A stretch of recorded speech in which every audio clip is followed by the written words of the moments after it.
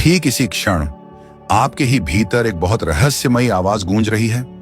एक ऐसी मधुर झंकार, एक ऐसा अलौकिक संगीत जो आपके जन्म से पहले भी बज रहा था और आपकी मृत्यु के बाद भी बजता रहेगा। कहते हैं कि दुनिया में जिस भी इंसान को एक पल के लिए भी वह आवाज सुनाई दे जाती है, उसके जीवन का सारा दुख, सारी चिंताएं और यहां तक कि मृत्यु का सबसे बड़ा डर भी उसी क्षण हमेशा के लिए राख हो जाता है। लेकिन हम उसे सुन क्यों नहीं पाते?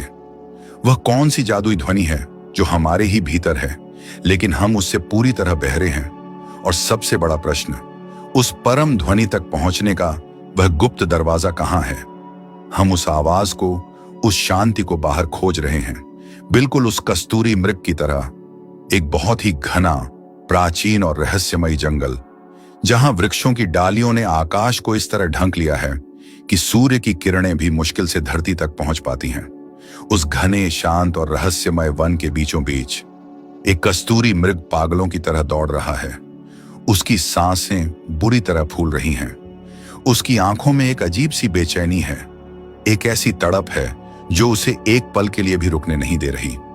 हवा के एक हल्के से झोंके के साथ उसे एक अत्यंत अद्भुत, मीठी और मदहोश कर देने वाली सुगंध आती है।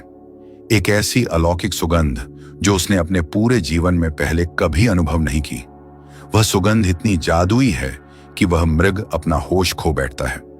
यह सुगंध कहां से आ रही है? वह मृग इसी एक प्रश्न के साथ दौड़ पड़ता है।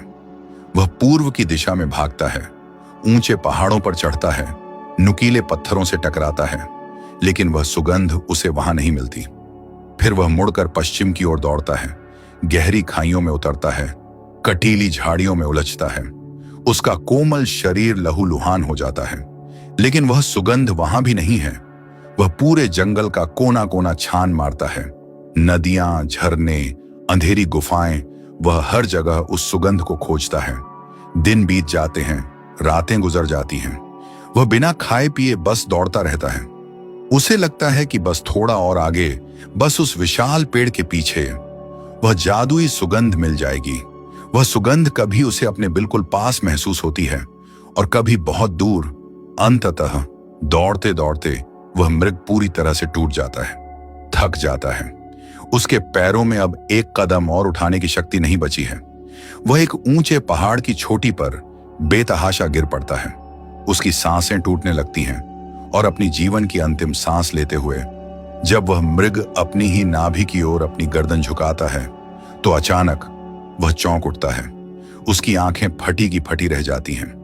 वह जिस सुगंध को जीवन भर पूरी दुनिया के पहाड़ों और जंगलों में खोजता रहा, जिसके लिए उसने अपनी जान तक दांव पर लगा दी, वह सुगंध कहीं बाहर से आ ही नहीं रही थी। वह जादुई सुगंध तो स्वयं उसी की नाभि में छिपी कस्तूरी से उठ रही थी।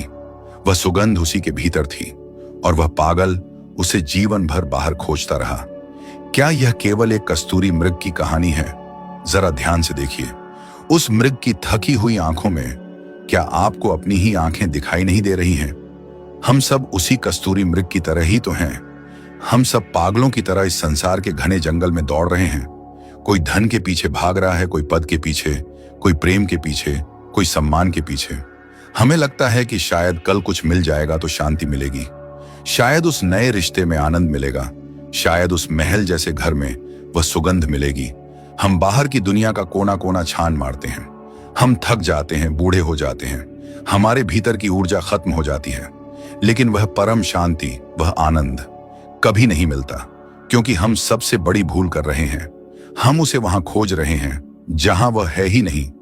जो आनंद, जो असीम शांति और जो रहस्यमयी ध्वनि हम बाहर खोज रहे हैं, वह तो हमेशा से, जन्मों जन्मों से हमारे ही भीतर, हमारी ही चेतना के केंद्र में छिपी बैठी है।